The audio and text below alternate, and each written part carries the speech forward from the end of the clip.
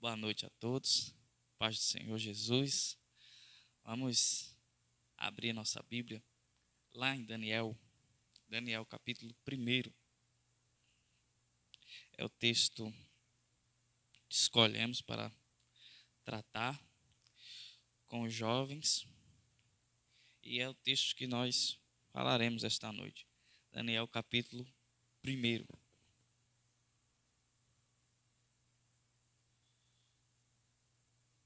Amém? Podemos ler capítulo 1, verso 1. No ano terceiro do reinado de Jeoaquim, rei de Judá, veio Nabucodonosor, rei da Babilônia, a Jerusalém e a sitiou. O Senhor lhe entregou nas mãos a Jeoaquim, rei de Judá, e alguns dos utensílios da casa de Deus. A estes levou-os para a terra de Siná, para a casa do seu Deus, e os pôs na casa do tesouro do seu Deus. Não feche sua Bíblia, mantenha ela aberta, que nós ler mais algumas partes desse texto. Mas em primeiro lugar, diante de um texto como esse, nós já podemos dizer que não importa a idade que se tenha, não importa quanto tempo de igreja você tenha, na nossa vida cristã, nós sempre vamos enfrentar desafios, nós sempre vamos enfrentar oposições, nós sempre vamos encontrar coisas difíceis. Não importa se você é novo convertido, se tem 10 anos de igreja, sempre enfrentaremos oposição. Porque, a princípio, nós vivemos em um mundo hostil à nossa fé. Esse mundo crucificou nosso Senhor e Salvador, e Ele nos deixou bem claro que seguir a Ele seria tomar a cruz, seria enfrentar situações difíceis mesmo, situações horrendas, e a cruz era o instrumento de morte, de forma que ser cristão é negar a nós mesmos, tomar a nossa cruz e seguir a Ele. Bem, então nós, ao olharmos para esse texto, nós já descobrimos que para continuarmos na nossa fé, nós temos que ter a noção de que às vezes vão acontecer coisas que nós não queríamos que acontecesse.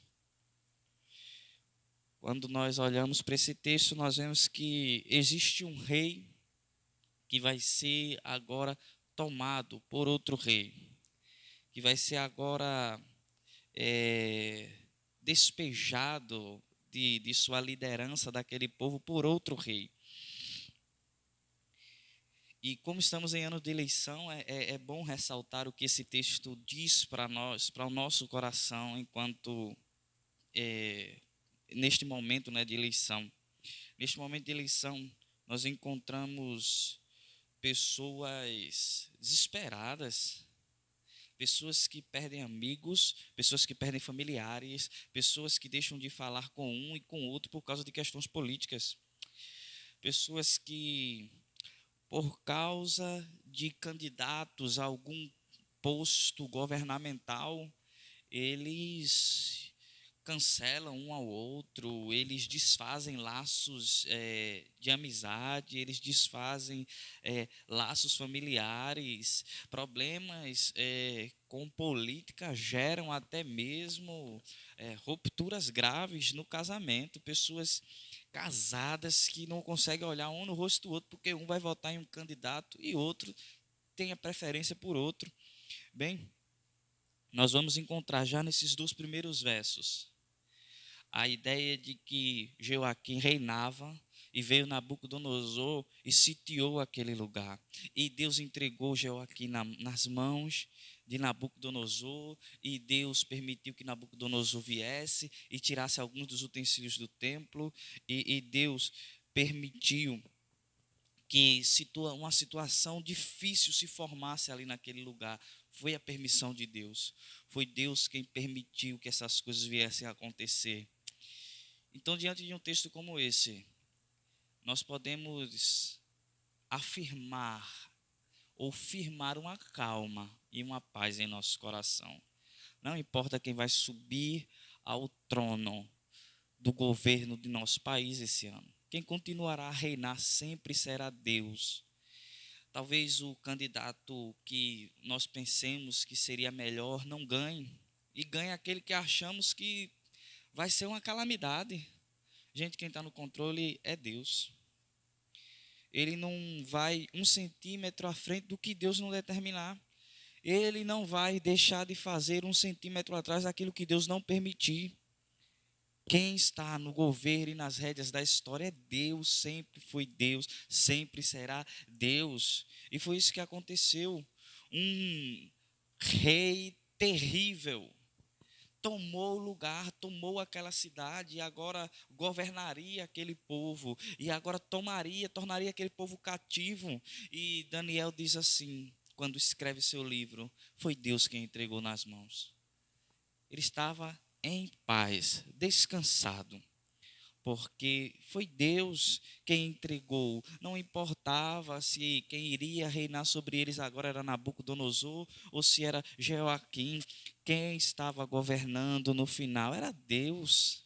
Podemos ter paz, podemos ter paz. Deus continua no controle, Deus continua governando e os tronos humanos vêm e vão. O trono de Deus é para sempre. Tenhamos paz diante dessa situação. Bem, mas ainda sobre esse texto nós vamos ver que Nabucodonosor ele é rei de um lugar chamado Babilônia. E eu preciso dizer algo sobre esse termo, esse nome, esse lugar, essa cidade, Babilônia. A Babilônia, ela sempre existiu. A Babilônia sempre vai existir. A Babilônia é aquele lugar onde na verdade, aquela forma de governo contrária a Deus. Se Deus diz que algo deve ser feito de uma forma, a Babilônia vai lá e ensina que aquela coisa deve ser feita de outra forma. Se Deus diz assim, o homem deve casar, a Babilônia vai lá e diz assim, não, o homem deve ter relações descompromissadas com outras pessoas. Enquanto Deus ensina uma coisa, a Babilônia vai lá e ensina outra. A Babilônia ou o mundanismo, sinônimos. É sempre o governo, é sempre uma forma, é sempre um lugar que está sendo guiado e direcionado contra os padrões de Deus. Quando Deus diz uma coisa naquele lugar, segundo aquele governo, dentro daqueles pensamentos, vai pedir que seja feito de outra forma. A Babilônia ela sempre existiu. Se nós nos lembrarmos bem, o primeiro lugar que vai aparecer com o nome próximo a este é Babel, que é exatamente nessa terra, a terra de Sinar. E o que é que acontece lá em Babel? Os homens levantam uma torre. Eles tentam levantar um lugar onde eles poderiam estar seguros do juízo de Deus. E dizendo assim, se ele decidir mandar outro dilúvio, nós estaremos seguros com a nossa torre. Nós estaremos seguros com o nosso lugar. Vamos, levantemos para nós, erguemos uma cidade e o nosso nome será célebre. Nós seremos lembrados, o nome de Deus será apagado, nós venceremos Deus. Eles estavam indo contrário a Deus, e o que é que aconteceu? Deus desfez toda oposição que eles levantaram contra Deus e vence ali toda a arrogância e prepotência do homem e coloca aqueles pensamentos daqueles homens para baixo, coloca ao chão, no pó. Somente em Apocalipse, capítulo 18 e 19. Nós vamos encontrar Jesus garantindo que a Babilônia cairá finalmente. No dia da volta de Cristo, no dia em que ele vier a julgar as nações, a Babilônia cairá.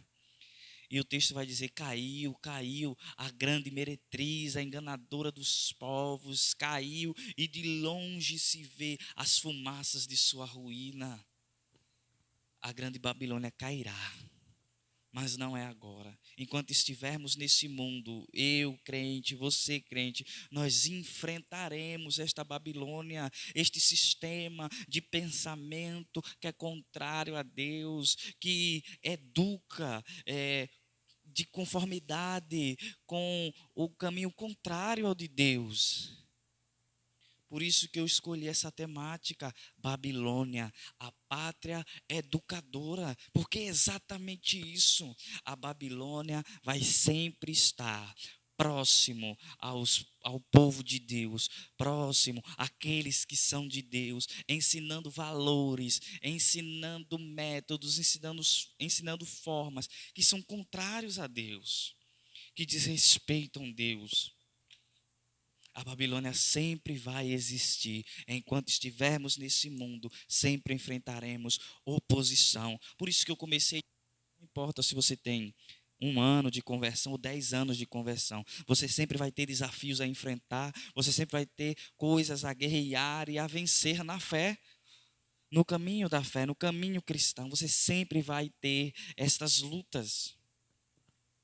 Porque a Babilônia sempre estará lá, o mundanismo sempre estará lá, sempre estará ali próximo, estará ali nos cercando, nos rodeando, como nós vamos ver acontecer aqui neste caso, no caso de Daniel. Nós já vimos que as questões políticas, elas devem não perturbar o nosso coração, mas nós devemos estar tranquilos com que diz respeito a questões políticas, já diante desse texto. Mas eu quero analisar com vocês as questões que a Babilônia levanta contra o povo de Deus. O que a Babilônia traz para o povo de Deus. Vai ser falado ainda no verso 1 sobre 2 reis, Jeoaquim e Nabucodonosor. 2 reis, um que era rei de Judá e o outro que era rei da Babilônia. Este Jeoaquim, ele não era um bom rei. A Bíblia vai dizer que ele era um rei mau, pois não andou nos caminhos do Senhor, pois não fazia a vontade do Senhor. Mas na família dele havia gente de Deus. O pai desse homem, o rei que veio antes, que era pai desse homem aqui, era um homem de Deus. Era um homem que derrubou os enganos construídos na cidade de Judá. Este homem era um homem que destronou todo o reino de engano que Judá tinha dentro dela. Este homem que veio antes dele, o pai dele, ele era alguém que amava o Senhor, que buscava a Deus, que levou o povo a invocar o nome do Senhor. O pai dele era Josias. Ele trouxe a palavra de Deus para o povo, o verdadeiro culto a Deus, o povo. Ele reedificou o templo de Deus de novo para que o povo adorasse a Deus. Ele fez o que era reto aos olhos do Senhor. Só que os 2 filhos que sucederam o trono, Joacás e este Joaquim, eram homens maus, eram homens perversos, homens que não temiam ao Senhor. E por causa não somente deles, mas de tantos reis que vieram antes de Josias, que também eram maus, e também por causa da idolatria que era dominante no meio do povo. Quando esse Jeoaquim assume, e no 3º ano do seu reinado, Deus já não suporta mais aquela idolatria, aquele pecado, aquela rebelião do povo. Deus já não suportava mais. Deus já havia enviado profetas, Deus já havia falado de várias formas e de várias maneiras, e o povo estava surdo para ouvir a voz de Deus. E Deus envia o cativeiro. E Deus envia Nabucodonosor como um instrumento de disciplina para aquele povo. Quando nós analisamos isso, nós vamos enxergar também outra aplicação para nós ao analisarmos a família e quem é esse Jeoaquim. Gente, faz muita diferença nascer em um lar cristão. Mas tem gente que nasce em um lar cristão, que nasce em um lar temente a Deus, mas não segue os caminhos de Deus. Mas ainda assim é endurecido para com Deus. Olha esse Jeoaquim, o pai dele era um pai crente. O irmão dele, Joacás, também era um homem mau, um homem perverso, um homem que não temia ao Senhor. Mas eles tinham um pai abençoado, um pai que temia a Deus. Termos uma família que teme ao Senhor e que nos conduz em culto a Deus e que está aqui conosco na igreja, é uma bênção, mas vão ter jovens aqui que não vão ter isto, que não vão ter pais crentes, vão ter pais desviados ou que nunca entraram na igreja ou que vivem uma vida totalmente desregrada, e você pode ser diferente disso. Você pode ser diferente disso, assim como o contrário também é verdadeiro. Há jovens que os pais deles são bênção na igreja e eles estão completamente perdidos. Não vai ser a influência negativa dos pais de vocês que devem fazer com que vocês se esfriem, com que vocês abandonem a fé, com que vocês desistam na caminhada. Mas isso deve ser utilizado. Isso deve ser, na verdade, observado por vocês, não com mau olhar, não com um olhar de desesperança, de desistir, de voltar, de retroceder, não. Clamem a Deus, Deus os pode salvar. Deus os pode trazer para a sua presença, usar a sua vida como luz dentro desse lar. Mas você, jovem, que tem seus pais crentes, aproveitem desse privilégio, se alegrem desse privilégio. Outros jovens gostariam de ter uma família crente igual a sua e não vão ter. E não vão ter no momento. Bem, e ao observarmos esse Joaquim e observarmos seu irmão Joacás e os líderes religiosos desse tempo, nós entendemos por que Deus, no verso 2, entrega tudo nas mãos de Nabucodonosor. Em Crônicas, capítulo 36, vai ser dito sobre os reis, mas endureceram a sua cerviz, tanto se obstinaram no seu coração, que não voltavam ao Senhor, Deus de Israel. E ainda em 2 Crônicas 16, isso está falando sobre os reis, mas é dito sobre os líderes religiosos o seguinte: também todos os chefes dos sacerdotes e o povo aumentavam mais e mais as transgressões, segundo todas as abominações dos gentios, e contaminaram a casa que o Senhor tinha santificado em Jerusalém. O que é contaminar a casa do Senhor? É trazer outros deuses para dentro daquele lugar, para que fossem adorados junto com Deus, para que Deus fosse adorado aqui e o outro fosse adorado ao lado. A casa de Deus se tornou um grande local de culto a vários outros deuses. Os homens não mais respeitavam a Deus. Os líderes religiosos, os líderes, os sacerdotes, homens que eram para ter cuidado do culto a Deus, abriam a casa de Deus para que abominações fossem feitas lá dentro. E por esses motivos, Deus envia a Babilônia contra eles. Deus envia o mal contra eles. Deus envia o castigo, a disciplina contra eles. O povo estava entregue às moscas, os sacerdotes eram desleixados, os reis eram de dura cerviz, ou seja, alguém de dura cerviz é alguém que não volta para trás o seu pescoço. Alguém que tem o seu pescoço endurecido. O que é isso? O que isso significa? É alguém que não ouve. Quando tem alguém chamando, dizendo: ei, você. A pessoa não olha para trás, não volta, não dá crédito. É isso que Deus está dizendo. Os reis não me ouviam, eles eram de dura cerviz, eu chamava e eles não voltavam para olhar. Eu falava aos sacerdotes e eles não ouviam. Então veio este grandioso mal. Então veio este grandioso mal.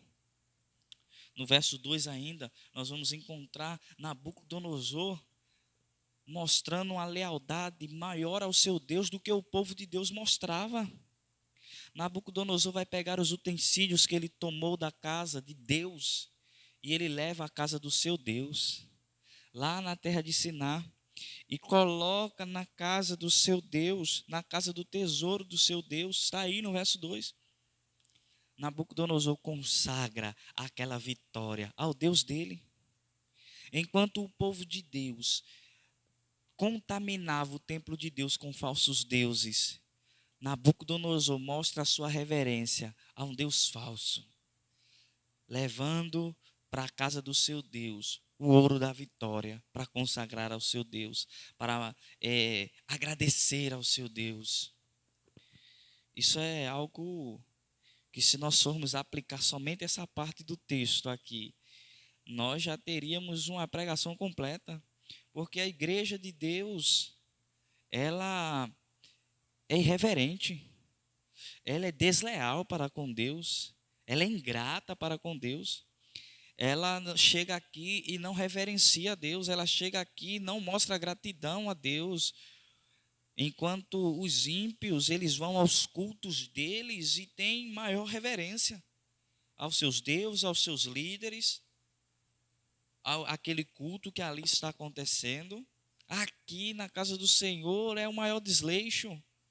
Um chega e começa já a conversar, outro chega vai beber água, outro chega vai no banheiro, outro chega para bater papo, outro chega e vai contar como é que foi o dia, e o culto acontecendo e todo mundo nem aí. Enquanto nós olhamos os ímpios, completamente irreverentes aos deuses deles, enquanto o nosso Deus é vivo, fala conosco, e nós somos desleixados, irreverentes, ingratos. Isso daria uma pregação completa, mas não é nossa temática aqui. Não é nossa temática. Nós iremos falar como que a Babilônia, ela é essa pátria educadora. A Babilônia, esse sistema, o mundanismo, ele nos coloca contra a parede e começa a ensinar e começa a trazer para a nossa cabeça ou trazer para o nosso convívio realidades contrárias a Deus. Essa é a nossa temática. Nós iremos falar da Babilônia como uma pátria que produz educação, que produz ensino. E ainda que nós não venhamos perceber, a Babilônia estará ensinando. Bem, isso já começa dos versos 3 e 4. No verso 3 vai ser dito: disse o rei a Aspenaz, chefe dos seus eunucos, que trouxesse alguns dos filhos de Israel, tanto da linhagem real como dos nobres, jovens sem nenhum defeito, de boa aparência, instruídos em toda a sabedoria, doutos em ciências, versados no conhecimento, e que fossem competentes para assistirem no palácio do rei e lhe ensinasse a cultura e a língua dos caldeus. Você vai perceber a Babilônia começar a ensinar esses meninos agora. O rei, quando toma aquele lugar, ele é muito sábio. Nabucodonosor é muito sábio. Ele tinha começado a reinar fazia um ano, e ele já tinha destronado outras grandes potências como o Egito e a Síria. Ele já tinha destronado esse povo em um ano de reinado. Em um ano de reinado. E agora ele conquista mais um povo, que é Judá. Então ele era um rei muito potente, militarmente falando. Ele tinha um exército muito poderoso, mas ele também tinha uma inteligência governamental muito grande. E ele tem um plano. E ele chama o seu servo Aspenaz e diz assim: olha, chama os meninos, os nobres, os da nobreza, como diz o texto aqui, da linhagem real, as pessoas da nobreza. Traga os príncipes, os herdeiros, os futuros reis daquele povo. Porque Nabucodonosor tinha conquistado Judá. E o povo de Judá estaria agora dentro da Babilônia. E eles não serviriam Nabucodonosor de qualquer forma. De qualquer maneira, seria difícil para eles servirem a Nabucodonosor, porque esse povo era um povo livre antes. E agora Nabucodonosor os tinha tornado escravos. Então eles não serviriam a Nabucodonosor muito facilmente. Eles seriam resistentes. E Nabucodonosor começa a elaborar o seu plano. E diz assim: olha, traga os jovens para cá. Ele podia ter trazido Jeoaquim, o rei, e colocar Jeoaquim como seu servo para botar aqueles povo que estava ali agora na Babilônia para servir a ele. Dizia: olha, Jeoaquim, teu povo vai me servir agora. Fala lá com eles para que eles me sirvam. Mas não.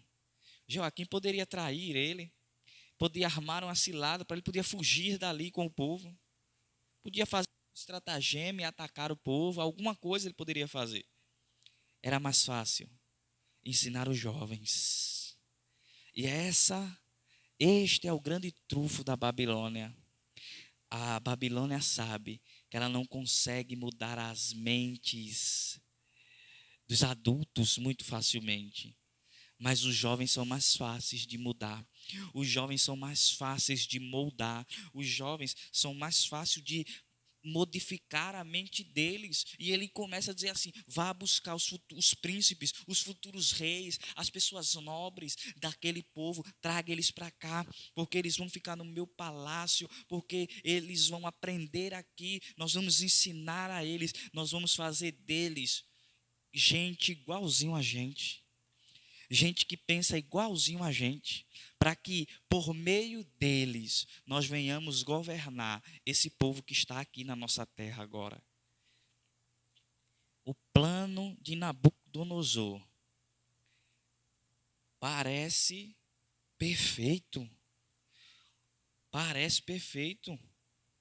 E se nós olharmos bem para somente a nível de esclarecimento, a Babilônia, Nabucodonosor, conseguiu fazer o que ele queria.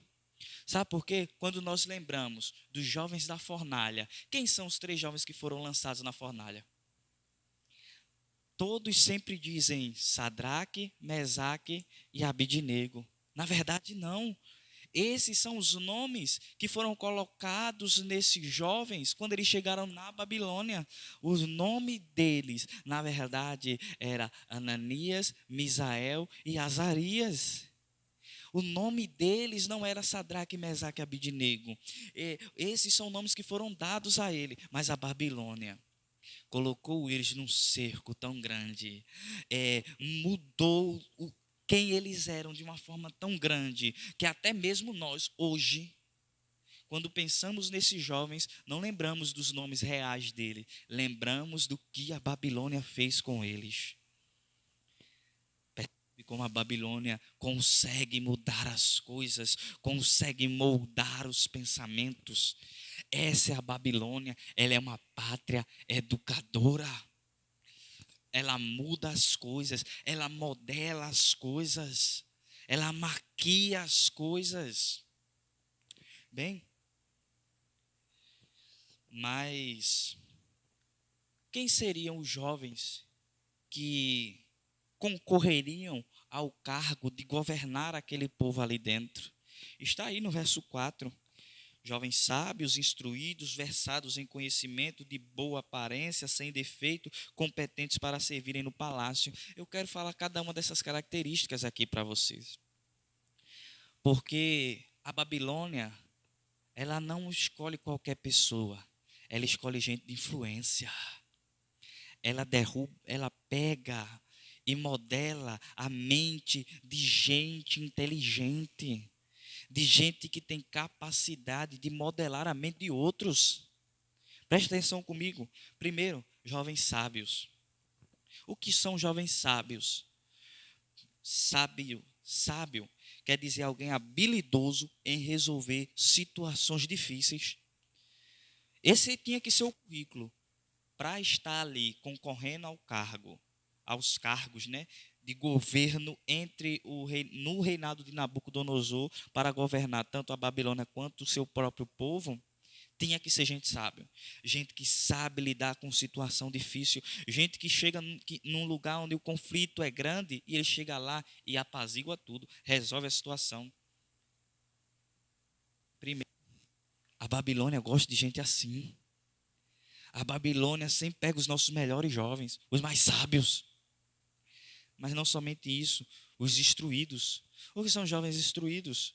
Instruído é alguém apto para ensinar. Eles não queriam somente ensinar estes jovens a serem iguaizinhos à Babilônia e terem os mesmos modos da Babilônia. Eles queriam também que esses jovens fossem capazes de ensinar outros, de ensinar outras pessoas, de conduzir outras pessoas no mesmo molde da Babilônia. Esses jovens também deveriam ser versados em conhecimento.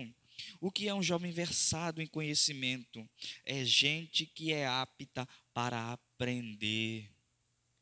Não basta somente ser sábio, saber resolver problema, não basta apenas ser instruído e saber ensinar pessoas, precisa também, no currículo que Nabucodonosor monta, ser alguém versado em conhecimento, alguém que gosta de aprender, alguém que se dedica para aprender, gente estudiosa, gente que gasta tempo estudando.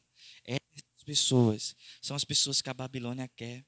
Porque essas pessoas influenciam outros, porque essas pessoas conduzem o restante da massa, porque essas pessoas são pessoas que futuramente moldam as mentes de outra pessoa,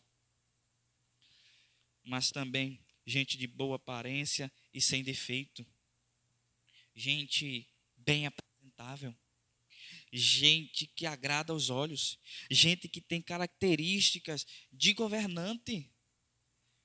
Meus amigos, ele diz assim: eu quero gente que se porte bem, que saiba entrar e sair de forma elegante. Gente de boa aparência, gente sem defeito.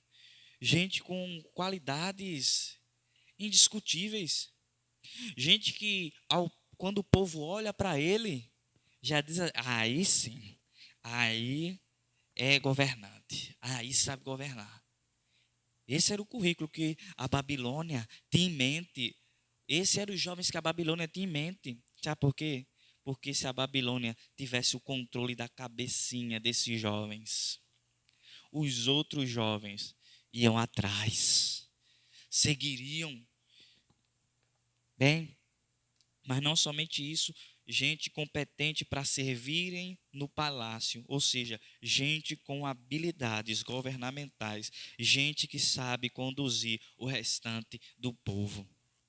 Eu vou dar um exemplo disso aqui, vocês vão entender bem. Lembram do caso de Pedro?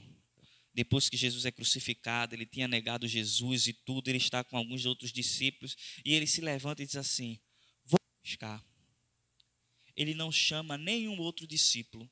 Não chama nenhum outro discípulo. Os discípulos é que se levantam e dizem assim: vamos pescar também. Pedro não chamou ninguém, mas Pedro era um líder nato, era dele liderar. Então, onde Pedro ia, aqueles que são liderados de Pedro vão atrás. Aqueles a quem Pedro liderava iam atrás, porque era uma qualidade de Pedro. Pedro era um líder. Um líder. E é exatamente isso que Nabucodonosor estava pedindo. São exatamente estes jovens que a Babilônia quer, gente. Não pensem que a Babilônia, o sistema contrário a Deus, vai querer gente ignorante, gente que não sabe falar, gente que não sabe se haver no meio do povo, não. Os melhores proponentes que a Babilônia coloca para combater contra a fé, para combater contra o que pregamos, contra o que ensinamos, é gente de muita capacidade. Porque eles escolhem esses, os melhores. Eu quero os mais sábios, os mais instruídos, os mais competentes, os melhores governantes. E a igreja, nós temos perdido estes jovens sábios, instruídos, inteligentes, gente da mais alta qualidade governamental. Nós temos perdido para a Babilônia. A Babilônia tem levado eles e depois eles retornam aqui e fazem a cabeça do restante dos jovens para saírem com ele também. Ou então, os nossos jovens vão encontrar com eles lá fora. E eles vão dizer que a fé não tem sentido, que vai dizer que a igreja não faz sentido, vai dizer que servir a esse Deus não faz sentido, e vai mostrar vários argumentos e várias formas, e então os nossos jovens ficarão confusos, porque os melhores estão lá. Os melhores, eles têm tomado de nós. Essa é a Babilônia, gente. Não se enganem. A Babilônia toma os nossos melhores jovens. Os nossos melhores. A Babilônia leva. Mas afinal, ainda no verso 4, eles vão modificar, modelar. mudando a cultura daqueles meninos e mudando a língua daqueles meninos. Eles trazem a cultura da Babilônia. E o pedido do rei é que eles aprendessem a cultura e a língua da Babilônia. Para quê? Quando se perde a cultura, se perde os referenciais. A cultura desse povo era uma cultura de fé em Deus, de fé inabalável em Deus, de fé, de saber que mesmo que eles estivessem na idolatria, se tudo desse errado, eles poderiam clamar e orar a Deus. Diz assim, muda a cultura deles. Muda a cultura deles. São gente da igreja, são gente que religioso, muda a cultura dele. Eles vão deixar de ser isso. Muda a língua deles. Tira esse linguajar religioso. Tira essas questões religiosas da cabeça dos meninos. Desfaz de quem ele é. Tira tudo. Faz um backup disso e joga fora. Vamos mudar a cultura deles. Vamos mudar a língua deles. Vamos manobrar, manipular, modificar e modelar a mente deles. Não brinquem com a Babilônia. Ela é uma pátria educadora. Ela sempre vai estar educando vocês. A Babilônia, o mundanismo, seja lá como você queira chamar, sempre estará atuando para modelar as mentes. E como é que eles fazem isso? Como é que eles fazem isso? Dessa forma, Nabucodonosor caiu nas graças, ou caiu no gosto do povo que ficou lá dentro do cativeiro. Tanto é que quando eles são libertos do cativeiro, nem todos voltam. 70 anos depois, quando esse cativeiro acaba, nem todo mundo volta. Alguns se adaptaram à Babilônia, alguns ficaram lá.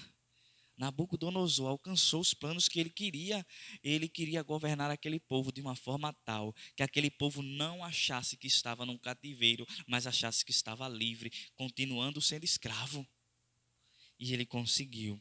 Bem, mas para atingir estes jovens inteligentes, sábios, eles utilizam iscas. É preciso alguma coisa que atrai esses jovens. Está aí no verso 5. A isca que Nabucodonosor usa para atrair esses jovens. Determinou-lhes o rei a ração diária, das finas iguarias da mesa real e do vinho que ele bebia, e que assim fossem mantidos por 3 anos, ao cabo dos quais assistiriam diante do rei. O que é que está sendo oferecido para esses meninos aqui? O que é que está sendo dado? São privilégios. Eles chamam os nossos jovens, escolhem os melhores dos nossos jovens, eles modelam a cabeça dos nossos jovens e eles dão privilégios que, diante dos olhos dos nossos jovens, os deixam cegos, os deixam achando que não existe nada melhor do que aquilo que está sendo oferecido a eles. Veja o que está sendo oferecido. Eles vão receber a melhor educação da Babilônia. Eles vão ter, na verdade, a melhor faculdade. Eles vão estudar com os professores do rei. Bem, eles vão ter o melhor emprego. Eles vão servir no palácio. Eles vão ter a melhor comida. Eles vão comer do mesmo banquete que o rei comer. Já vamos aqui na melhor educação, o melhor emprego, a melhor comida, as melhores vestes estariam à disposição deles, as melhores casas, tudo do melhor estaria nas mãos desses jovens. Tudo do melhor. Se eles olhassem ao redor, eles tinham sido severamente tratados para chegar até ali. Eles tinham sido feitos de prisioneiros. Nabucodonosor vai sitiar aquele lugar. Eles vão ser feitos de prisioneiros, vão ser humilhados, vão ser maltratados, escorraçados de sua terra. Eles vão sofrer bastante antes de chegar lá. E agora eles chegam lá e o rei oferece um monte de privilégios somente para eles estarem lá com o rei e governarem outro povo. Governarem, lógico, dentro dos conceitos da Babilônia. Abandonando Deus, eles poderiam cumprir todo esse restante aqui. E Nabucodonosor dá um monte de privilégio desse a eles. Eles poderiam olhar assim, mas é claro, melhor emprego, melhor educação, melhor salário, melhor casa, melhor roupa, melhor comida, tudo do melhor. É lógico que eu quero isso. Qual é o jovem que não quer isso? Mas o preço é negar Deus. O preço é tratar Deus como uma opção. Nabucodonosor não disse para eles, abandonem o seu Deus. Não. Ele disse assim, você não precisa abandonar, só não fale dele aqui. Só não ore a ele aqui. Só não precisa trazer nada dele para cá. Esquece tudo dele. Você não precisa deixar de servir a ele, não. Escondido. Mas aqui não. Aqui você vai governar sem mostrar Deus. Aqui você vai ensinar sem mostrar Deus. Aqui você vai fazer as coisas sem Deus. Sem Deus. Esquece esse Deus. Esquece. Essa é a Babilônia. Essa é a Babilônia. Você pode ser o que você quiser. Você pode ser o melhor advogado, o melhor engenheiro, o melhor médico. As melhores coisas, as melhores vagas estão disponíveis para você, nos melhores lugares. Tudo isso estará disponível para você. Só não precisa trazer Deus para cá. Esquece Deus. Esquece Deus. Deixa Deus no canto. Vai estudar, vai fazer outra coisa, mas esquece Deus. Essa é a Babilônia. Ela está educando os nossos filhos, ela está educando os nossos jovens, oferecendo privilégios aos nossos jovens, para que os nossos jovens tratem Deus como opção. Para que os nossos jovens tratem Deus como opção. E tudo isso com o intuito de modelar a mente dos jovens, de mudar a mente dos jovens. Esses são os desafios que vocês, jovens, terão de enfrentar. Esses são os desafios que vocês, jovens, vão precisar lutar contra. Esses são os desafios que vocês vão precisar vencer. Eu disse no começo que estar na fé, ser um crente em qualquer tempo nunca foi fácil. Porque existe um mundo que se opõe a nós. E esses são os desafios de vocês. Saber qual privilégio o mundo está lhe oferecendo e você está aceitando em troca de abandonar Deus, esquecer Deus, não falar de Deus. Mas bem, no verso 6 nós vemos o inesperado acontecer. Nabucodonosor não esperava que no meio daqueles jovens, que são da nobreza, que são dos príncipes, que são dos nobres, que são da linhagem real, chegaria ali 4 jovens que não estavam dispostos a deixar Deus de lado, que não estavam dispostos a aceitar os privilégios e abandonar Deus, que não estavam dispostos a governar junto com Nabucodonosor pelo preço de deixar Deus para lá. Eles não estavam dispostos a isso. Eles não estavam dispostos a ter o melhor emprego, a melhor educação, a melhor comida, a melhor casa, a melhor roupa, o melhor salário, as melhores coisas, em troca de Deus ser negligenciado, de Deus ser o segundo lugar da vida deles. Eles não estavam dispostos a isso. E esses jovens são Daniel, Ananias, Misael e Azarias, segundo diz aí o verso 6. Entre eles se achavam dos filhos de Judá, Daniel, Ananias, Misael e Azarias. Nabucodonosor não conhecia Deus e por isso ele nem imaginava que ele não venceu nada. Ele estava apenas fazendo a vontade de Deus. E o mesmo Deus que enviou o povo dele para lá, para dentro da Babilônia, foi o Deus que estaria de olho em seu povo. E ele fez isso, utilizando os jovens que entraram lá naquele lugar. Daniel, Ananias, Misael e Azarias estavam governando o povo de Deus enquanto o povo de Deus estava dentro daquele lugar. Deus não deixou de olhar para o seu povo, mesmo enquanto castigava seu povo. Mesmo enquanto castigava seu povo. E no verso 7, algumas medidas precisaram ser tomadas. Leia comigo. O chefe dos eunucos lhe pôs outros nomes, a saber, a Daniel, o de Beltesazar, a Ananias, o de Sadraque, a Misael, o de Mesaque e a Azarias, o de Abidnego. Eu chamei essa parte de medidas mitigadoras. E o que é uma medida mitigadora? Esse termo é utilizado muito na aviação. Uma medida mitigadora é quando a gente toma uma providência antes de que algum problema venha acontecer, porque a gente sabe que talvez possa acontecer. Minha bebê, por exemplo, na outra igreja, tem algumas tomadas assim, próximo ao púlpito. E minha bebê, todas as vezes que a gente solta ela na igreja, ela vai direto lá naquelas tomadas. O que seria uma medida mitigadora? Ou a gente pegar ela antes que ela chegue naquela tomada para evitar um choque, ou a gente ir lá naquela tomada e colocar algum tampão ou tirar aquela tomada dali. Isso é uma medida mitigadora. Ela vai evitar que o problema aconteça. Isso é uma medida mitigadora. Quando esses jovens chegam na Babilônia, não vai ser dito que o nome de outras pessoas foi mudado, senão o deles. Outros jovens estavam lá, mas o nome desse pátria em especial foi mudado. E isso é uma medida mitigadora. Com certeza, alguém dali olhou para os meninos e disse assim: esses meninos são diferentes. Esses meninos não são iguais aos outros, não. A gente precisa tratar eles ainda mais severamente. A gente precisa modelar a mente deles ainda mais intensamente. A gente vai ter que trabalhar neles ainda mais pesado. E eles tomaram algumas medidas ainda mais intensas, medidas mitigadoras com esses jovens. E mudaram os nomes deles. E o nome desses jovens revelava a história deles com Deus. Daniel significa Deus é meu juiz. Ananias significa Javé é gracioso, ou ele é Deus é Deus de graça. Misael significa quem é semelhante a Deus, ou quem é como Deus. Azarias significa Deus de socorro.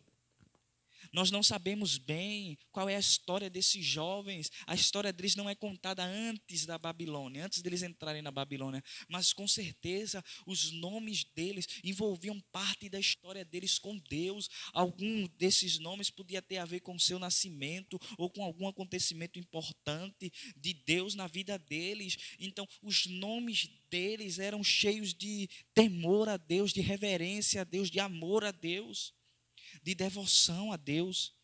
E imediatamente o nome deles é mudado. Daniel vai mudar para Beltesazar, que significa o protegido de Bel, um deus da Babilônia. Ananias vai ter o seu nome mudado e vai ser Sadraque.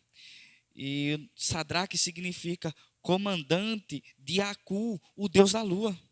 Misael vai ter o nome mudado, vai ser colocado nele Mesaque, que significa quem é como Acu.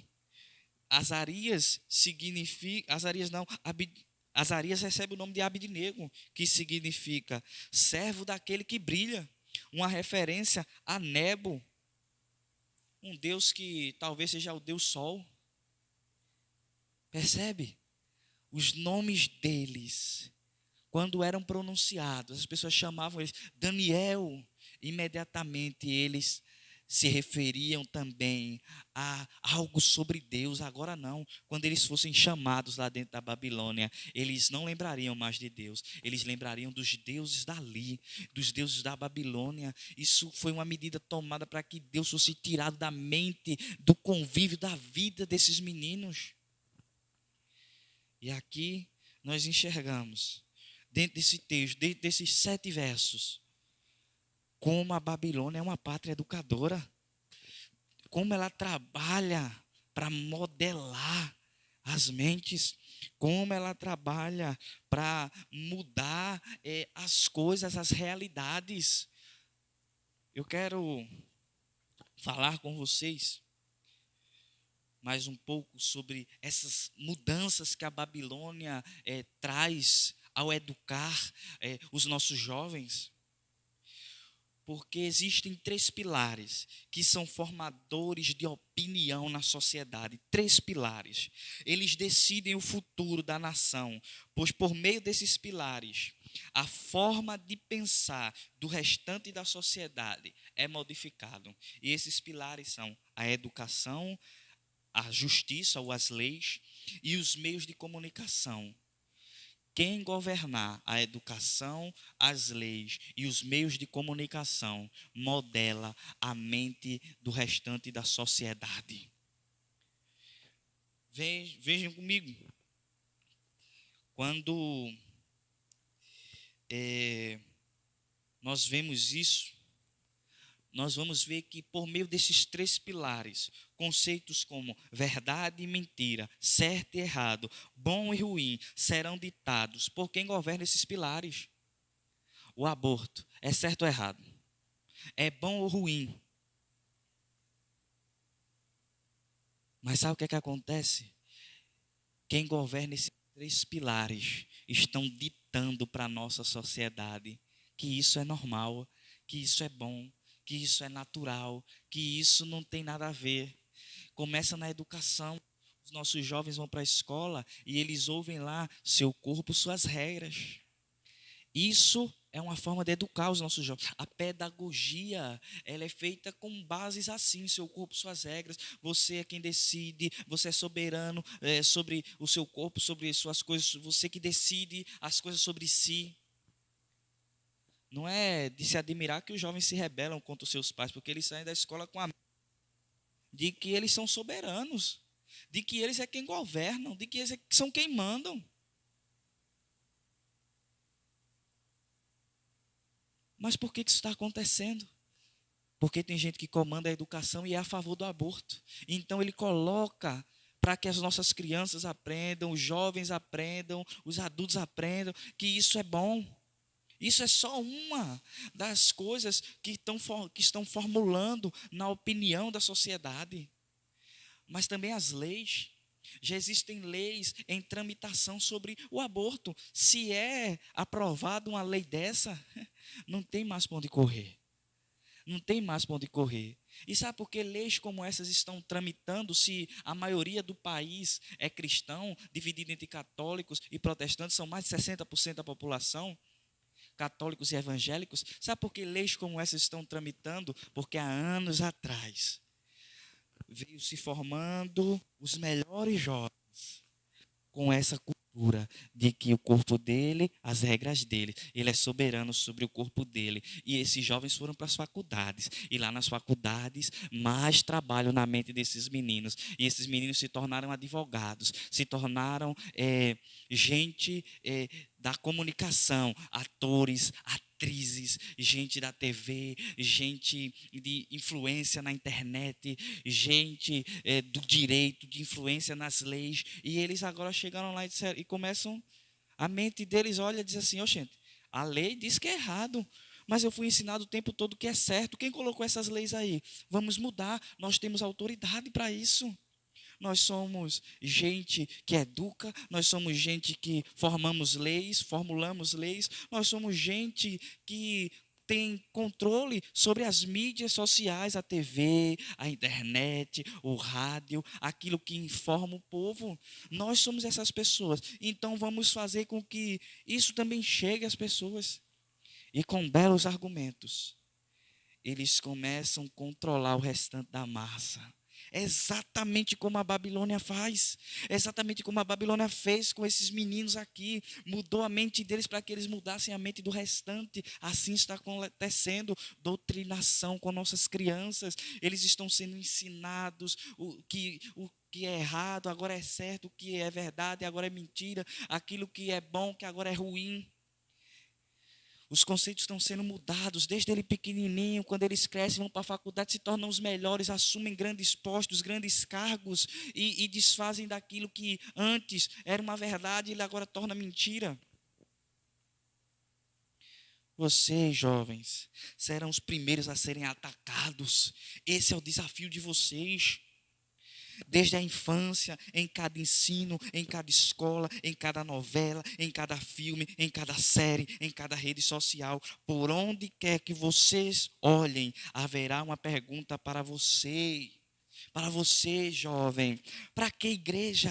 Para que Deus? Esquece isso. Esquece isso. E a resposta sempre será que você não precisa de Deus para nada. Se você está doente, existem médicos. Se você está financeiramente quebrado, existem soluções financeiras. A Babilônia se apresenta removendo Deus de tudo que nós julgamos como necessário. A Babilônia sempre vai afastando Deus. Diz: não, Deus precisa de Deus para isso, não. Não precisa de Deus para aquilo, não. Não precisa de Deus para isso, não. Sempre vai tirando Deus de tudo. Deus é retirado de todos os assuntos. Deus na visão mundana, na visão da Babilônia, na visão presente, nas escolas, universidades, faculdades, em qualquer lugar que você circule. Não tem espaço. Deus não tem espaço. O lugar de criador de Deus já foi tomado. Até o lugar de criador Deus já foi tomado. Deus não é mais o criador. Pois tudo que existe é fruto do acaso, que durante bilhões de anos, por meio de métodos aleatórios e seleção natural dos mais capazes, o homem veio a ser o que é hoje. O homem é fruto do aleatório, é fruto do acaso, é fruto de uma evolução cega e descontrolada, desgovernada. Deus não é mais o criador de todas as coisas. Tudo que existe é fruto do aleatório, do acaso, de um direcionamento cego que trouxe tudo do caos à ordem que hoje está presente. Sabe qual é o resultado disso tudo, desse ensino que coloca Deus do lado? Deus não é mais o que pode curar, Deus não é mais o que pode salvar, Deus não é mais o que pode resolver problemas, Deus não é mais o que faz nada, Deus não é mais soberano, Deus não é mais criador, Deus não é mais nada. Temos gente que toma esses lugares em todas as esferas, em tudo que a gente vê a necessidade de Deus em nossa existência. É retirado Deus e colocado outra pessoa, outra coisa naquele lugar. O resultado disso? Uma geração que não vê necessidade em orar. Pais, não se admirem que seus filhos não gostam de orar. Eles são doutrinados a nem pensarem sobre Deus nunca. Para que orar? Uma geração que não sabe se dedicar, que sabe, na verdade, se dedicar a qualquer coisa referente ao mundo, mas não sabe se dedicar a nada referente a Deus e à igreja. Uma geração que tem tempo para tudo, menos para Deus. Uma geração que sabe fazer tudo, só não sabe fazer se for para Deus. Uma geração extremamente talentosa e que seus talentos nunca são utilizados para a glória de Deus. Os nossos melhores jovens, os mais talentosos, gastam todos os dias da sua vida, todos os dons da sua vida, toda a força da sua juventude lá fora, servindo ao mundanismo e servindo à Babilônia, formulando conceitos contrários a Deus. Bem, olha ao nosso redor e me diga se a Babilônia tem conseguido educar as suas mentes ou não. Ou será que temos sido como estes 4 jovens que não se deixaram levar por aquilo que são os manjares do rei, né? Quando se prega sobre Daniel, geralmente se fala sobre os manjares do rei. Os jovens têm pouco conhecimento. Essa também é outra realidade. Os jovens de nossa igreja têm pouco conhecimento. Eles vão para a igreja e no púlpito da igreja o que eles recebem é uma sopa rala, não tem pregação de verdade, não tem exposição bíblica de verdade. No lugar da pregação sólida é somente um algodãozinho doce que alegra aqui os meninos, mas não tem sustentabilidade para dar firmeza a eles.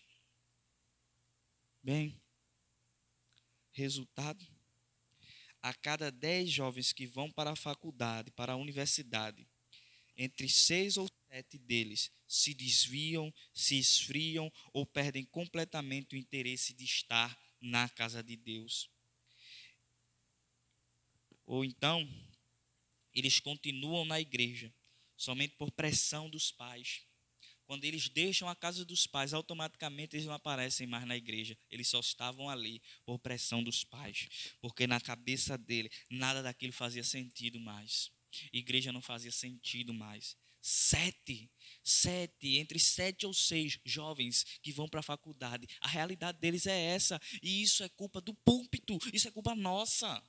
Nós, pregadores, temos dado sopa rala aos jovens. Os jovens têm vindo para a igreja escutar bobagem. Não tem pregação sólida para jovens. Os jovens têm sido tratados nas faculdades como gênios, como mentes brilhantes, como o futuro da nação. Mas na igreja eles são tratados como gente que nem entende o que é pregação. Não, eles entendem. Eles são inteligentes. Eles têm capacidade, eles têm uma mente aí dentro dessa cabeça. Deus colocou uma mente aí dentro dessa cabeça deles. E nós precisamos da pregação sólida para esses meninos. Se a gente não der pregação sólida para esses meninos, outras pessoas chegarão lá na mente deles e darão outro tipo de alimento para alimentar a mente deles e vão levar eles daqui. Bem, e o que acontece se a cada 10, 7 ou 6 vão embora? O que acontece com os outros 3 ou os outros 4? Uns até desistem do curso, né, que estão trilhando nas universidades. Outros seguem até concluir, mas estes sofrem muitas objeções da universidade, sofrem bullying, sofrem perseguição, sofrem desqualificação pelos professores. Os professores colocam as médias deles, as notas deles, os ensaios de estudo deles, as coisas que eles fazem lá na faculdade, tudo por último, tudo por último. São colocados em uma bolha até que a fé deles seja silenciada, pelo menos na sala de aula. Eles são calados. Você pode falar sobre as religiões de matriz afro-africanas, religiões orientais, religiões ocidentais, religiões das mais diversas e os deuses dos mais diversos. Mas se falar do Deus cristão, é como se você estivesse falando da pior coisa do mundo. E eles dizem assim, não fale sobre isso. Não fale sobre esse tipo de fé que oprime, que traz opressão, que traz atraso para a sociedade, que traz um regresso para a sociedade. Essa religião impede o homem de avançar, ela mantém o homem sob rédeas de forma que ele não anda, não progride. O progresso está em abandonar essa fé retrógrada. É assim que o cristianismo é tratado dentro desses meios. Então, os jovens que continuam os cursos, até chegarem em futuros cargos grandes, como advogados, engenheiros, médicos, eles chegam lá com a fé bem abalada, com a fé bem espancada. A fé deles é pisoteada. Bem, e em nossa geração também vão ser oferecidas vantagens e privilégios. Quem não quer um bom emprego, um bom salário, uma boa casa, comida boa, roupas boas? A Babilônia tem para você. É somente você se prostrar diante dos ídolos levantados por ela. Veja se não é isso que acontece com estes jovens. Pouco tempo depois deles assumirem as posições de destaque, Nabucodonosor levanta um ídolo e diz: todos devem se prostrar a ele. A Babilônia nunca muda. Ela coloca você distante de Deus para que outro Deus seja colocado naquele lugar. Veja se não é isso. Esses jovens são doutrinados, ensinados, colocados em seus cargos, e quando eles estão lá em seus cargos, Nabucodonosor levanta um Deus e diz assim: agora todos vão ter que adorar. Eu vou chamar todos, em todas as nações, em todas as províncias, em todos os lugares, para que venham e quando seja tocados os instrumentos, todos se prostrem. A Babilônia sempre será assim. Ela sempre conduzirá a educação, as leis e as mídias sociais para um fim comum, para se prostrar diante de algum ídolo.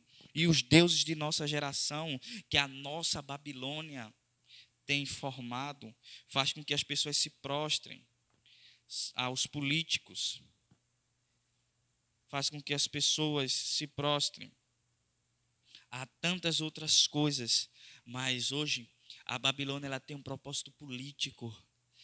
A Babilônia faz com que as pessoas que passem por aqueles redutos dos melhores empregos, dos melhores cargos, eles estejam sempre presos a determinados políticos. E hoje nós vamos encontrar muitas vantagens de votar em uma determinada pessoa e não votar em outra. Vantagens que vêm recheadas de desobediência aos mandamentos de Deus, mas para eles não vai importar, eles já esqueceram de Deus, é só votar e seguir a vida. Não existem mais jovens como Ananias, Misael e Azarias que ficam de pé e enfrentam uma fornalha. Não, eles já foram adaptados a esquecerem de Deus, eles já foram adaptados a não pensar sobre Deus, a colocarem Deus de lado. Quando vem o momento de se prostrar diante dos ídolos que a Babilônia oferece, eles somente ajoelham e pronto. E pronto. E esses têm sido os deuses políticos que a nossa Babilônia tem levantado. Os políticos têm sido adorados como deuses. Famílias são desfeitas por causa de políticos. Famílias são desfeitas por causa de políticos. De onde vem isso? De onde vem essas coisas? É aqui que vemos que a Babilônia é uma pátria educadora. Ela educa sua mente para servir a alguém, para servir a algum tipo de coisa, para servir a alguma coisa. Você nem percebe. A Babilônia, ela é uma pátria educadora. Fora os políticos, temos a fama, o dinheiro, o sucesso, o glamour, o destaque, os aplausos. Tudo isso são ídolos que nossa geração tem adorado e eles estão dentro da igreja. Brigas por dinheiro na igreja, brigas por cargos, briga pois um canta melhor que o outro. É a Babilônia. É o mundanismo que já fez a mente dos crentes e eles achando que não aceitam os manjares do rei só porque não cortam o cabelo ou só porque não vestem algum tipo de roupa, só porque não vão a algum lugar. Já outros, nem mesmo este pequeno zelo eles têm, eles vão mesmo a qualquer lugar. Eles bebem mesmo, eles se relacionam irresponsavelmente mesmo, eles vestem-se sem pudor mesmo, e os pastores dizendo, são jovens, né? Fazer o quê? São coniventes. A Babilônia pisoteando os nossos jovens, e nós falamos sobre não se prostrar aos manjares do rei. Não, gente, não como os manjares do rei. E os jovens olham assim e dizem, o que é comer os manjares do rei? Se eles nem sabem nada sobre a Babilônia, se eles nem entendem o que é Babilônia, o que é o mundanismo, como é que essa Babilônia influencia, modela e educa as mentes. Eles precisam saber, se eles souberem, aí sim, eles não vão comer os manjares do rei. Eles não vão se prostrar aos reis. Mas enquanto a gente ficar brincando de pregar para jovem, falando, não coma manjares do rei, de forma muito subjetiva, falando sobre manjares, de vestir uma roupa, de cortar o cabelo de uma determinada forma, isso é muito pequeno. A Babilônia não se importa se você vai ter o cabelo nos pés. A Babilônia se importa que esse seu cabelo se prostre junto com todo o resto do corpo ao Deus que eles levantarem. Você pode ter o cabelo nos pés, você pode ter a saia mais comprida que for, você pode se vestir como um anjo. Mas se você se prostrar diante dos ídolos que a Babilônia levantar, para ela está tudo bem. Vista-se como se vestir, não importa.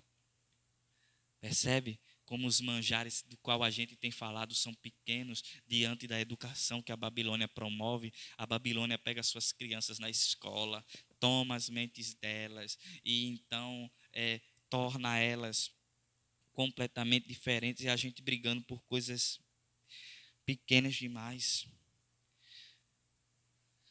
Quando falamos de fama e sucesso como ídolos, nós pensamos imediatamente no caos que está o mundo gospel. Todos os dias, cantores e pregadores que são famosos aparecem naufragando na fé, diante das câmeras. O sucesso e a fama os consumiu, mas todos os dias vemos os jovens desejando ter a vida que eles têm, prostituindo seus dons para receber o aplauso humano.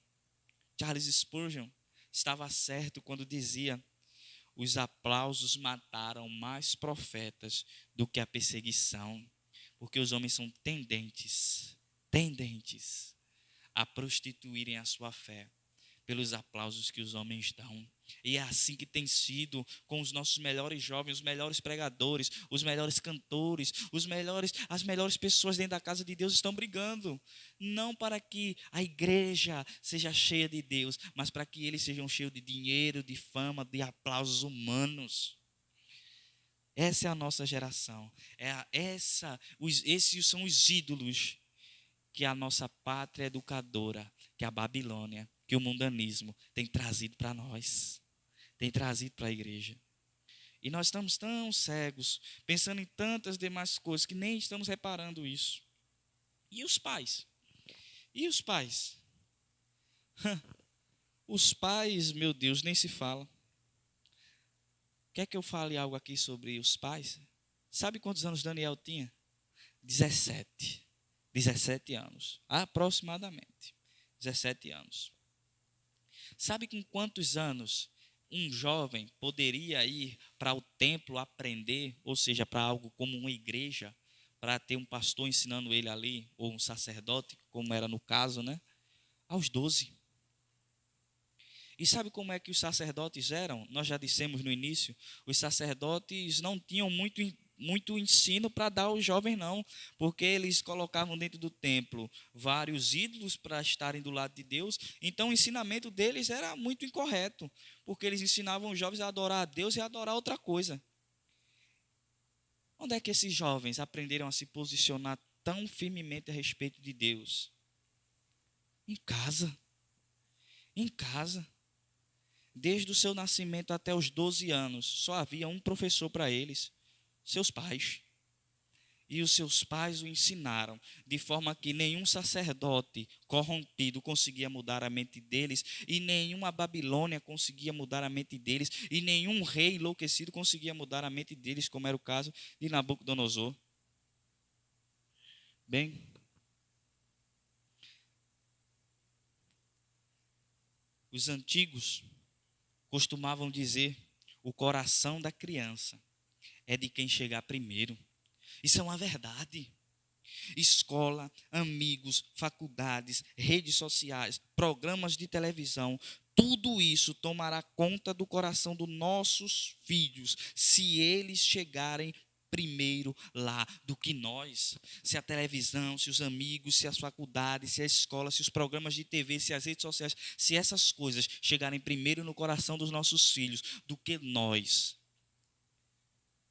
aí sim, queridos, aí sim teremos perdido a guerra. Aí sim teremos perdido o combate. Porque eles já terão levado o coração de nossa criança e feito mais um servo da Babilônia, mais um adorador do mundanismo. Por vezes dizemos: meu filho está assim por causa das amizades. O filho só será doutrinado pelas amizades, se antes eles não forem doutrinados pelos pais. Agora, se como pais vocês fizerem sua parte e ainda assim, ao crescer, eles se forem, isso não pesará sobre vocês. Existem pais crentes que criaram seus filhos no evangelho, ensinando tudo certinho, e esses filhos se desviam. Isso já não pesará sobre vocês. Vocês, enquanto atalhos do Senhor, cumpriram a missão de vocês. Cumpriram a missão de vocês. Mas bem, queridos, bem, se o contrário acontecer, vocês não ensinarem seus filhos, outras coisas chegarão lá e isso será cobrado de você. Em Provérbios 13:20 vai ser dito para nós que quem anda com o sábio será sábio, mas o que anda com tolos, esse acabará mal. O que isso quer dizer? Porque há um erro no pensamento dos pais hoje, há um erro no pensamento da igreja hoje, da igreja completa hoje, que é deixar os jovens tomar conta de ministérios para jovens. Deixa que os jovens tomam conta de outros jovens. E a gente coloca jovens maturos e despreparados para tomar conta de outros jovens.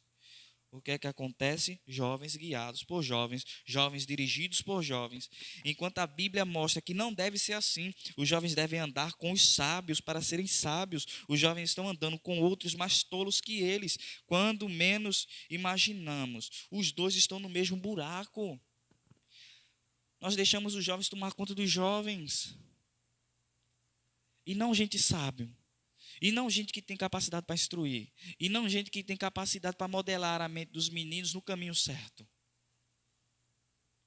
Precisamos corrigir o púlpito. Precisamos corrigir os lares. Precisamos corrigir os jovens. Precisamos corrigir tudo. Precisamos, como foi dito na peça teatral feita aqui, acordar. Nós somos a igreja de Deus, estamos adormecidos, precisamos acordar. Precisamos acordar. Resultado: gravidez na adolescência, doenças, mortes, suicídios, depressão, jovens inconsequentes, irresponsáveis, baderneiros e atrevidos. Essa é a nossa geração. Assim estão os nossos jovens. Onde está o erro disso? Por que essas coisas estão acontecendo? A resposta é: quem está chegando primeiro no coração desses meninos? Quem está chegando primeiro no coração dos nossos filhos? São os amigos, celulares, programas de televisão. Os nossos filhos sofrem de uma síndrome chamada órfãos de pais vivos. O que isso significa? São pais que estão lá, mas não fazem nada. Não fazem nada, não impedem que o mundanismo e a Babilônia eduquem seus filhos. Os filhos hoje são órfãos de pais vivos. E eu não estou falando de descrente, eu estou falando de nós crentes. Nós crentes, os nossos filhos têm sofrido com isso. Eles são órfãos de pais vivos, pais que não têm rédeas firmes para doutrinar e cuidar de seus filhos. E então os filhos são doutrinados pelos amigos, pelos celulares, pelos programas de televisão, pelas escolas, pelas faculdades, por tudo aquilo que é contrário ao reino de Deus. Eu não estou dizendo aqui e não estou militando contra faculdades e universidades, contra ensino. Não. Vão lá, aprenda. Vão lá e estudem, vão lá e sejam os melhores. Mas quando vocês se tornarem advogados, médicos, engenheiros, quando vocês se tornarem os melhores, militem pelos valores do reino e não da Babilônia. Os nossos jovens são encabeçados a se modelar aos valores da Babilônia. E quando chegam lá, as leis que eles promulgam são leis que favorecem o mundanismo, a Babilônia. O ensino que foi repassado para eles era modelativo, era apelativo, era condutor, fazia com que eles fossem a uma determinada vertente, a um determinado reduto, que eles modelassem o pensamento, o padrão do mundo. Nós precisamos ser pais que influenciam nossos filhos de forma tal que esses valores, ainda que cheguem em nossos filhos, os nossos filhos sabem o Deus que eles servem, eles sabem quem eles são e eles não se vendem a esses valores. Precisamos de jovens crentes de Deus mesmo na faculdade. A faculdade não precisa fechar. Nós é que precisamos ir para lá, mais convictos do que cremos, para que a nossa fé não seja abalada no meio da caminhada. Pois bem, essa é a realidade. Tudo chega primeiro ao coração das crianças, menos Deus. Deus tem se tornado somente um acessório que temos utilizado para o dia de irmos para a igreja. Isso é um reflexo de que a Babilônia é uma pátria educadora e que nós crentes temos sido seus alunos. Essas realidades que foram faladas aqui só apontam para isso. A Babilônia sabe educar muito bem, e ela sabe educar tão bem que nós crentes entregamos nossos filhos aos ensinos dela e deixamos que ela faça todo o resto.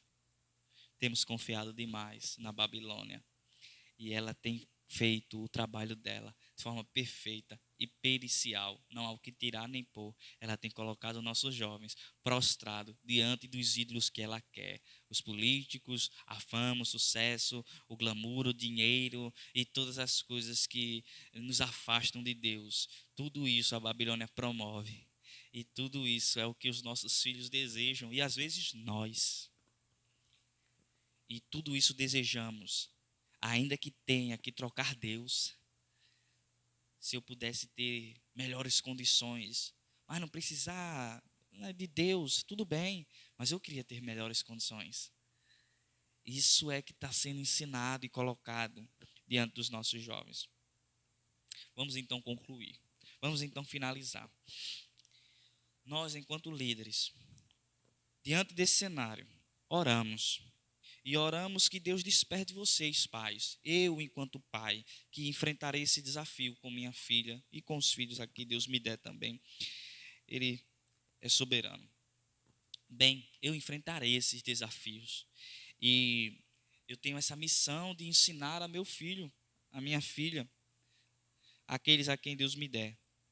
Ensinar a eles para eles serem como Daniel, como Misael, como Ananias e como Azarias, jovens que não vendem suas mentes e seus corações para a Babilônia, que não se entregam a esse sistema contrário a Deus, mas que relutam contra esse sistema, que continuam lá, como sábios, como instruídos, como jovens de alta linhagem, jovens de alto conhecimento, mas que não vendem seu conhecimento em troca de deixar Deus para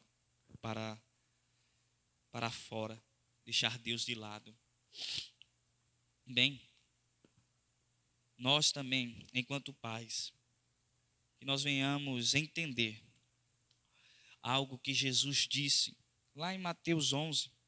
Ele vai dizer: aprendei de mim que sou manso e humilde de coração.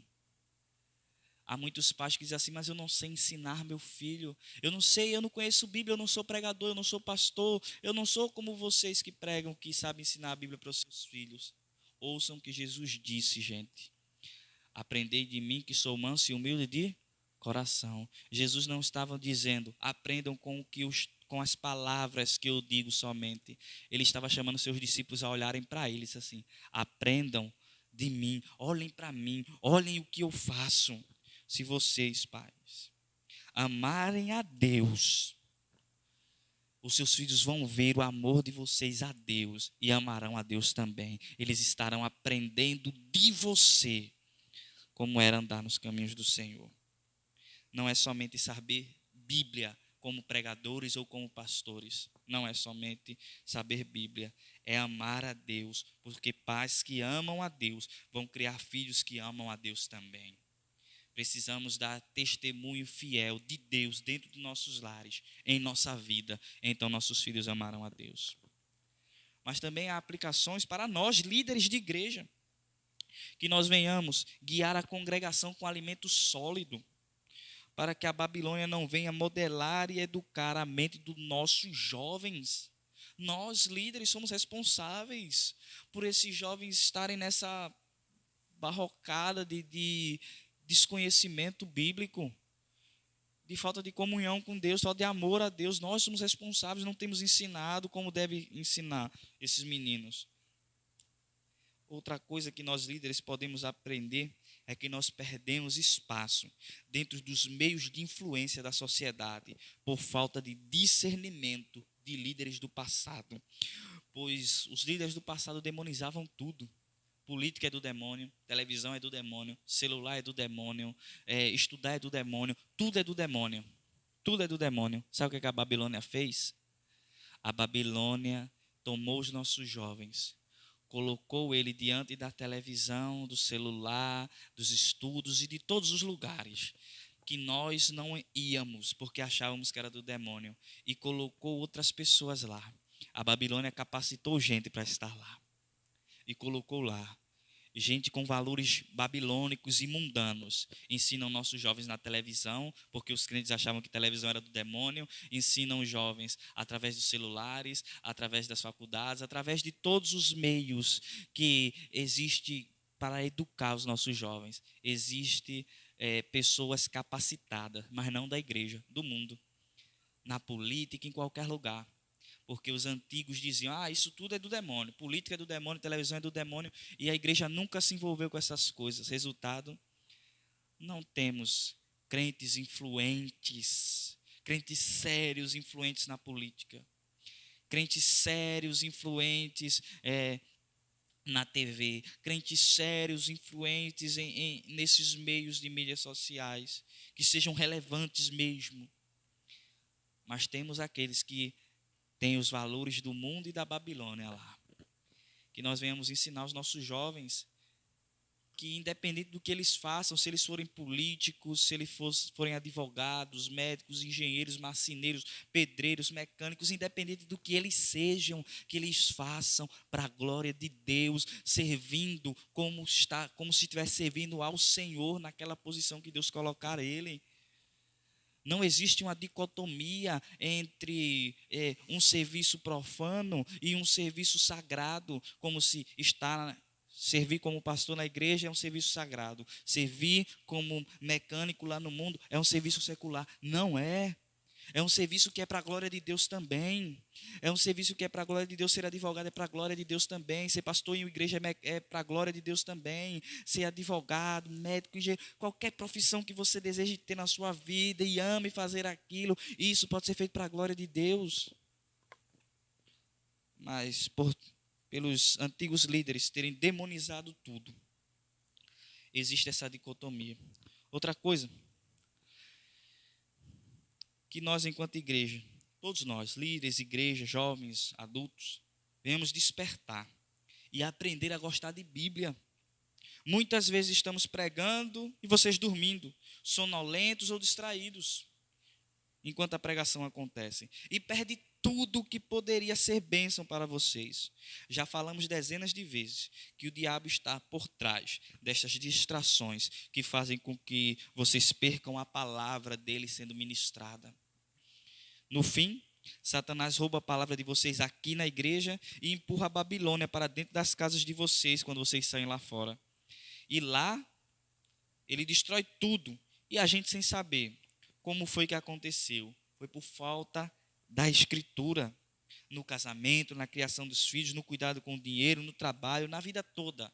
A igreja dorme, a igreja se distrai, a igreja fica sonolenta, a igreja perde a palavra. E temos casamentos destruídos, famílias destruídas, empregos que as pessoas perdem, vidas que são desgarradas, pessoas que se desviam por falta da escritura. A igreja precisa voltar a amar a escritura. Quando a igreja voltar a amar a escritura e gostar de ouvir ela sendo pregada, aí sim, o diabo não encontra mais lugar de empurrar a Babilônia para dentro das cabeças dos nossos jovens e para dentro dos nossos lares.